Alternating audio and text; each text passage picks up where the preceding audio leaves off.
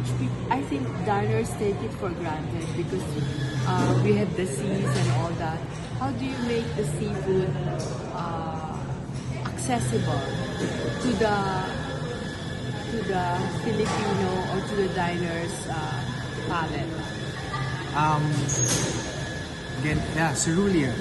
So the core of our ethos is we want to showcase the beauty of the Philippine seas.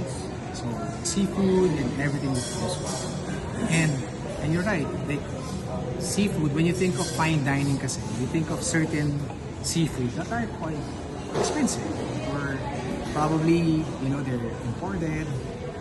But there are actually other kinds of seafood from the Philippines that are more accessible, right? And our goal is to introduce them, but also elevate them through Asian flavors. So we present them in a different way that we don't normally eat them. So that's actually how we made it accessible, especially for cerulean. So it's an all a la carte menu, all seafood. Where we're located, we're at the shops at Ayala Triangle. There's a lot of offices here. So our dishes should be accessible enough that you can eat it every day for lunch or a special lunch, like maybe a business lunch or a lunch with your boss.